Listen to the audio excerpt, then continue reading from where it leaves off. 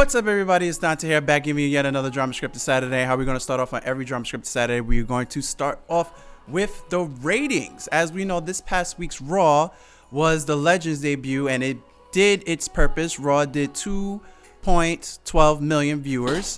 AEW did 700,000 viewers, and NXT only pulled in just over 644 viewers. So those are your ratings, and I just got the SmackDown ratings in from last night, and they just pulled over in with a little bit over 2 million viewers. So even adding Legends throughout the whole night, WWE's Raw only beat WWE SmackDown by like roughly 770k viewers. So it really didn't outmatch that much. But on to this week's topics in this week's Dramascripted Saturday. I'm going to go over the most notable things in this past week wrestling. So I'm going to start with, all in all of the major events that happened at Wrestling Kingdom 15. So we have the Shako versus Jacob Cobb match. I remember telling you guys that this match was going to be very, very brutal, very, very physical. Remember, it was for the Never Openweight Heavyweight Championship, and Shanko defeated Jeff Cobb, which that result really didn't sit well with me, but it was very, very brutal. There was one part in the match where they were elbowing each other literally in the face, throwing real elbow shots at each other for like a straight 5 minutes, and then going towards the end of the match, they were just slapping each other at one point. Very, very physical, a lot of body slams, but Shanko wound up successfully defending his title against Jeff Cobb.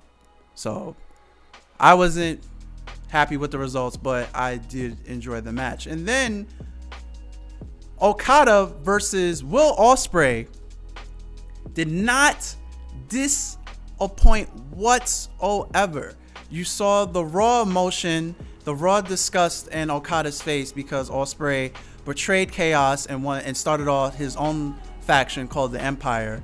This is why this match had to happen, but it was just brutal. Okada, once using his new finisher, the Clammo Clutch hold he calls the money clip, to try to get Will Ospreay to pass out or tap out. That didn't happen. So Okada had to go to the move, which he hasn't used over a year now. I guess the build-up for him to use it was this match. He had to finish him with the Rainmaker itself, the Rainmaker clothesline to the back of the head to pin Will Ospreay for the 1-2-3. I would say that was the third best match throughout Wrestling Kingdom 15. And we're going to go on to the other two notable matches that I found outstanding. We had Kento Ibushi versus Naito on day one, which was an outstanding match. And it took two knees to the face to put Naito away after Ibushi kicked out of two Dustitos, which I don't think that's ever happened. I don't think a wrestler has kicked out of two Dustitos. So he kicked out of two Dustitos, but it took two knees to the face to Ibushi to put Naito away.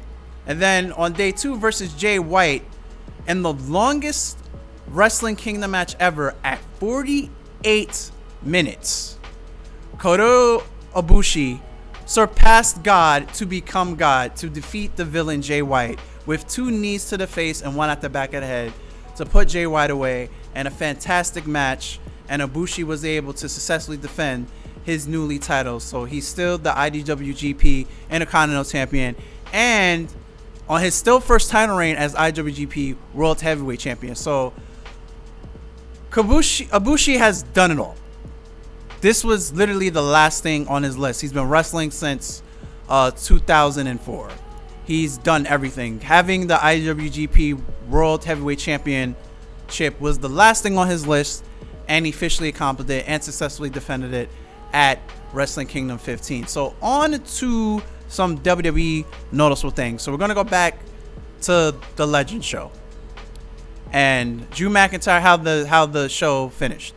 So Drew McIntyre out giving a terrific promo, and then here comes Goldberg. You hear Goldberg's theme, and Goldberg comes out, and then Goldberg starts talking to Drew McIntyre.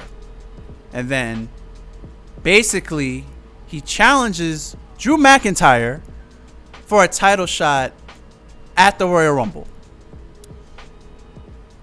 I'm pissed. 54-year-old Bill Goldberg is challenging Drew McIntyre, who's on his second title reign as WWE Universal Champion.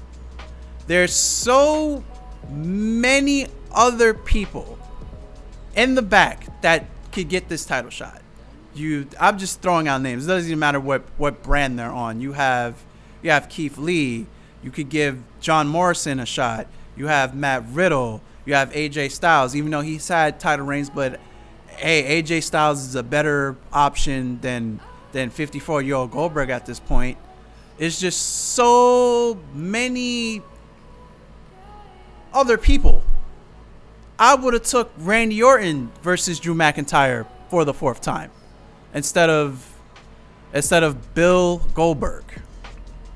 There's just so many other options. And then when it came to what happened on SmackDown, Adam Pearce now is the number one contender for the SmackDown WWE title to go against Roman Reigns. It's the same thing. You could have just let Shinsuke Knox win the match. You had Daniel Bryan. You have Big E, even though Big E is the Intercontinental champion. You have Sami Zayn. You have all these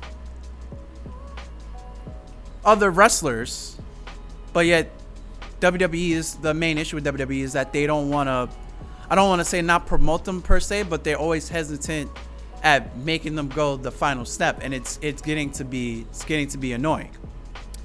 So, I mean, it is what it is, but we'll just have to wait and see it plays out. And we have the Royal Rumble too, the actual Royal Rumble match.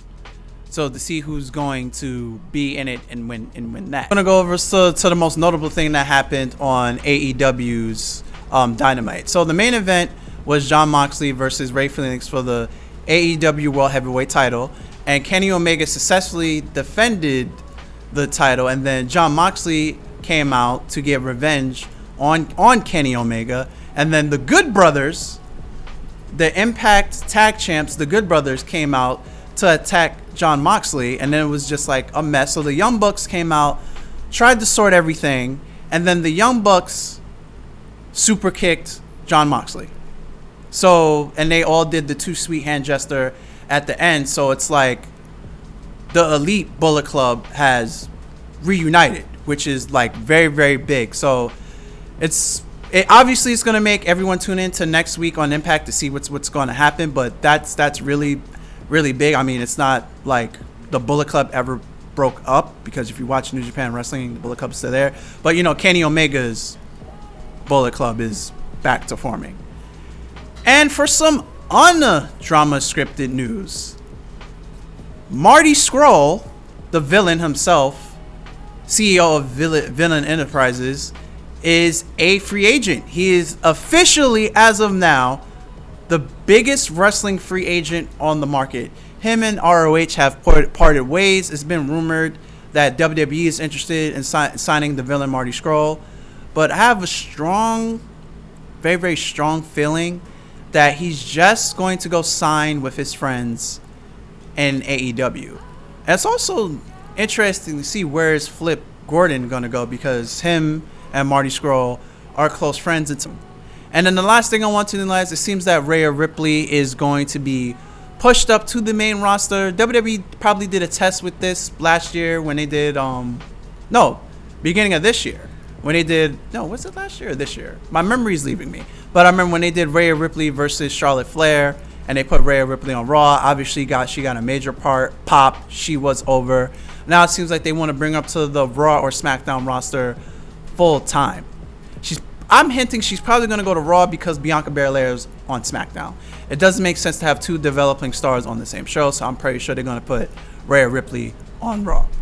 And that's going to wrap this up for this week's Dramascripted Saturday. If you like what you have witnessed, please remember to rate, comment, and subscribe, and leave a comment below. And until next week, guys, I'm Dante. I'm out of here, and peace. All right, it's done. You did it again.